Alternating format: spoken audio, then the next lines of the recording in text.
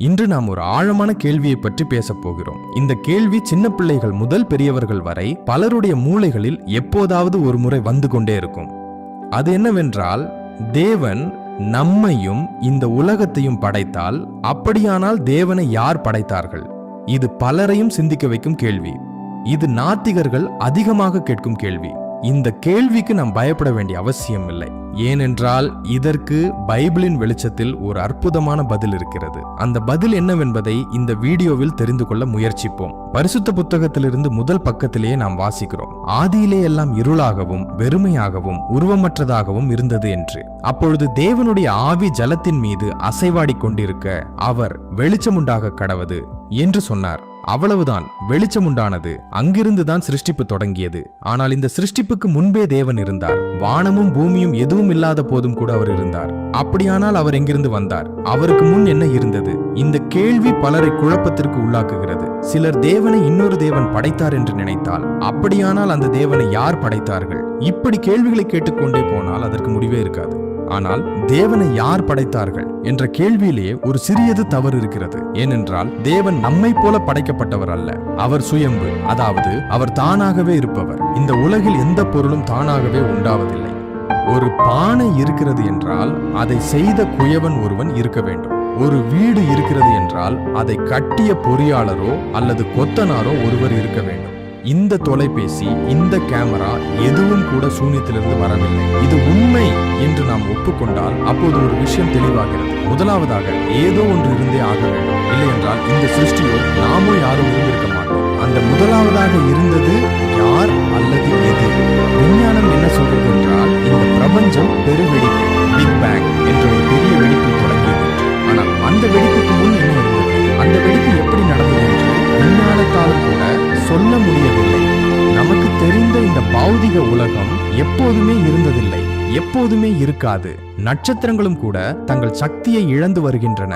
சூரியனும் கூட ஒரு நாள் குளிர்ந்து போவான். அதாவது இந்த பிரபஞ்சமும் கூட ஒரு நாள் அழிந்துவிடும். ஆகவே இந்த பிரபஞ்சம் முதலாவதாக இருந்ததல்ல. அதாவது முதலாவதாக இருந்தது இந்த பௌதிக உலகத்திற்கும் நமது கற்பனைக்கும் எட்டாததாக இருக்க வேண்டும். அதற்கு பிறப்பு இருக்கக்கூடாது, இறப்பு இருக்கக்கூடாது. அது நித்தியமானதாக இருக்க வேண்டும். இங்குதான் கிறிஸ்தவ, யூத, இஸ்லாம் மதங்கள் ஒரே மாத்தை சொல்கின்றன. தேவன் நித்தியமானவர், அவருக்கு ஆதியும் இல்லை அந்தமும் இல்லை, அவர் எப்போதுமே இருப்பவர் என்று. வெளிப்படுத்தின விசேஷம் முதல் அதிகாரம் 8ஆம் வசனத்தில் கர்த்தர் இப்படி கூறுகிறார், அல்பாவும் ஓமேகாவும், இருக்கிறவரும் இருந்தவரும் வருகிறவருமான சர்வ வல்லமையுள்ள தேவன் என்று சொல்லுகிறார். அவருக்கு பிறப்பு இல்லை. ஆகவே அவரை யார் படைத்தார்கள் என்ற கேள்வி அவருக்கு பொருந்தாது.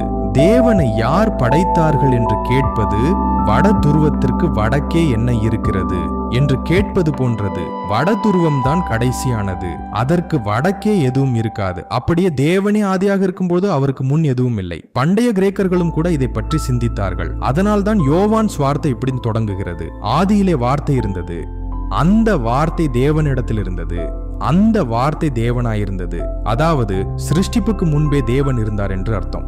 ஒருமுறை 2 விஞ்ஞானிகள் அமர்ந்து பேசிக் கொண்டிருந்தார்கள். அதில் ஒருவர் கிறிஸ்தவர். கிறிஸ்தவர் அல்லாத விஞ்ஞானி தன் நண்பரிடம் ஒரு வார்த்தை கேட்டார். நீங்கள் சொல்லும் தேவனை பற்றிய விஷயங்கள் நன்றாக இருக்கின்றன, ஆனால் நீங்கள் தேவன் மூவர் என்று நம்புகிறீர்கள், இயேசு தேவனாகவும் மனிதனாகவும் இருக்கிறார் என்று நம்புகிறீர்கள். இது எனக்கு புரியவில்லை என்றார். அப்போது விசுவாசியான தன் நண்பர் பதில் சொல்லும் விதமாக, நாம் விஞ்ஞானிகள் தானே, காற்று நம் கண்ணுக்கு தெரினா நாம் பார்த்திய 3G யும்னீத்து மத்தமா அப்படி பிரீமா பாட் என்று கேட்டார். அவர் நோத்து தெரியாது என்றார். அப்படியானால் காற்று இருக்கிறது என்று எப்படி நம்புகிறாய் என்று கேட்டார். அதை நாம் உணர முடியும் என்பதால் என்றார். சரி, மின்சாரம் தெரிகிறதா என்று கேட்டார். தெரியாது என்றார். அப்படியானால் அது இருக்கிறது என்று எப்படி நம்புகிறாய் என்றார். அதன் சக்தியை நாம் மின்விசிறி விளக்கு வடிவத்தில் பார்க்கிறோம் என்பதால் என்றார். அப்போது விசுவாசியான அவர், நண்பா பார், நம் கண்ணுக்கு தெரியாத காற்றையும் மின்சாரத்தையும் நாம் நம்பும் போது இந்த சிருஷ்டி அனைத்தையும் படைத்த அந்த கண்ணுக்கு தெரியாதது தேவன் இருக்கிறார் என்று நம்புவதில் என்ன ஆச்சரியம் இருக்கிறது? நமக்கு புரியாத பல ஆராய்ச்சி சாயங்கள் இந்த உலகில் இருக்கும்போது அந்த ஆராய்ச்சி சாயங்கள் எல்லாவற்றிற்கும் மூலாதாரம் தேவன் எங்கள் சிறியவர். TLC கோரின் புரியாமல் இருப்பது பெரிய விசித்திரமானது அல்ல என்றார். தேவனை யார் படைத்தார் என்ற கேள்விக்கு பதில் மிகவும் எளிது. தேவன் காலத்திற்கும் இடத்திற்கும் அப்பாற்பட்டவர். அவருக்கு பிறப்பு இல்லை. ஆகவே அவருக்கு ஒரு காரணம் தேவையில்லை. இன்னொரு முக்கியமான விஷயம் என்னவென்றால், காலம், இடம், பொருள் இந்த மூன்றும் ஒரே நேரத்தில் உண்டாக வேண்டும். இடம் இருந்து காலம் இல்லை என்றால் அதை எங்கே வைப்போம்? இடத்தில் பொருள் இருந்து காலம் இல்லை என்றால் அதை எப்போது வைப்போம்? இந்த மூன்றையும் பிரிக்க முடியாது. பைபிள் இந்த விஷயத்தை முதல் வசனத்திலேயே 10 வார்த்தைகளில் சொல்லிவிட்டது. ஆதியாகமம் 1 அதிகாரம் 1 வசனம், ஆதியிலே தேவன் வானத்தையும், அதாவது இடத்தையும், பூமியையும், பொருளையும் சிருஷ்டித்தார். அதாவது தேவன் பொருளுடன் கூடவே காலத்தையும் இடத்தையும் கூட சிருஷ்டித்தார். இந்த மூன்றையும் சிருஷ்டித்த தேவன் அவற்றுக்கு அப்பாற்பட்டவர். அவர் காலத்திற்கு கட்டுப்பட்டவர் அல்ல. இந்த கணினியை உருவாக்கியவர் கணினிக்குள் இருப்பதில்லை அல்லவா? அப்படியே இந்த பிரபஞ்சத்தை படைத்த தேவன் இந்த பிரபஞ்சத்திற்குள் சிறைப்பட்டிருக்க மாட்டார். அவர் இந்த பிரபஞ்சத்திற்கு மேலும் வெளியேயும் எல்லாவற்றிற்கும் அப்பாற்பட்டவராக இருக்கிறார். இன்னும் சிலர் ஆத்மா என்ற ஒன்றே இல்லை, அதுவெல்லாம் மூளையில் நடக்கும் இரசாயன வினை மட்டுமே என்று சொல்வார்கள். உண்மையாகவே நம் மூளை சில இரசாயனங்களின் கூட்டு மட்டும்தான் என்றால், நமக்குள் அன்பு, வெறுப்பு, கருணை, பொறாமை போன்ற உணர்வுகள் எப்படி உண்டாகின்றன? எது நல்லது, எது கெட்டது என்று நமக்கு எப்படி தெரிகிறது? நம்முடைய எண்ணங்கள் மீதே நமக்கு எப்படி நம்பிக்கை இருக்குமா? தேவன் எங்கிருந்து வந்தார் என்று நானும் கூட ஒரு காலத்தில் யோசித்திருக்கிறேன். ஆனால் அப்போது எனக்கு புரிந்தது, நான் ஆராதிக்கும் தேவன் காலத்திற்கும் இடத்திற்கும் அடிமை அல்ல என்று. என் சிறியது மூளையில் அவரை பிணைக்க நீங்கள் முயற்சித்தாலும் கூட அவர் என் கற்பனைக்கு எட்டாதவர். அதனால் தான் அவர் ஆராதனைக்குரியவர். அவர் பிறப்பதற்கு ஒரு இடம் இல்லை. அவர் பிடிப்பதற்கு எதுவும் இல்லாத இடத்தில் தன் கையை நீட்டினார். அவர் இந்த பிரபஞ்சத்தை சூனியத்தின் மீது தொங்கவிட்டார். யோபு GR 26 அதிகாரம் 7வது வசனம், அவர் உத்தர மண்டலத்தை வெட்ட வெளியிலே விரித்து பூமியை ஒன்றுமில்லாததின் மேல் தொங்க வைக்கிறார். அவருடைய சித்தமாகிய சுத்தியலால் அவருடைய சக்தியாகிய அதனுடன் அடித்த போது தீப்பொறிகள் பறந்தன. அவற்றை பிடித்துக் கொண்டு வானத்தில் வீசி எறிந்தால் அவ்வளவுதான், நட்சத்திரங்களாகிவிட்டன. அவர் இது நல்லது என்றார். ஏனென்றால் அவருக்கு போட்டியாக யாரும் இல்லை.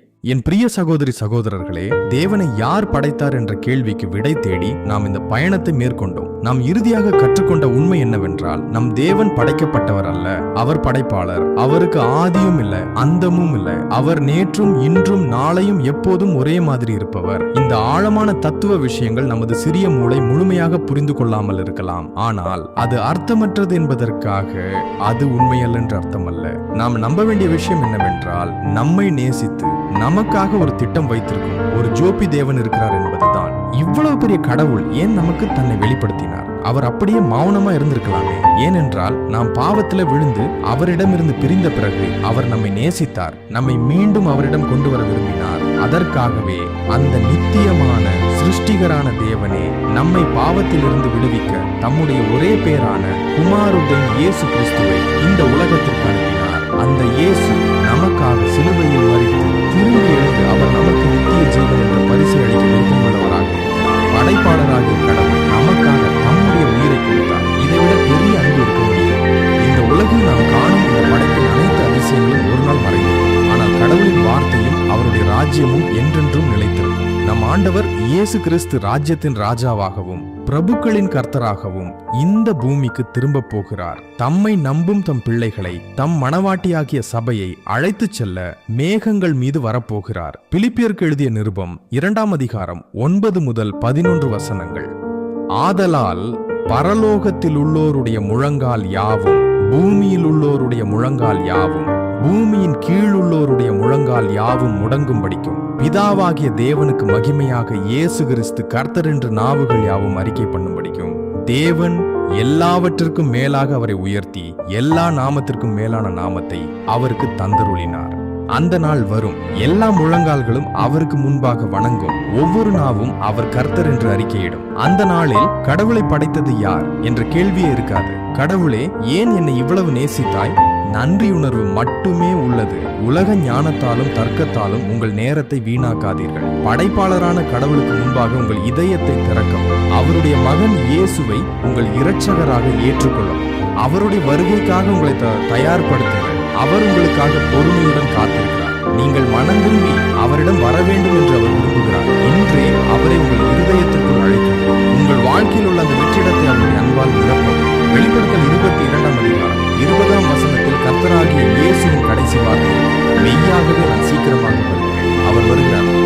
சீக்கிரமாக இருக்கும். Jesus is coming soon, so be prepared.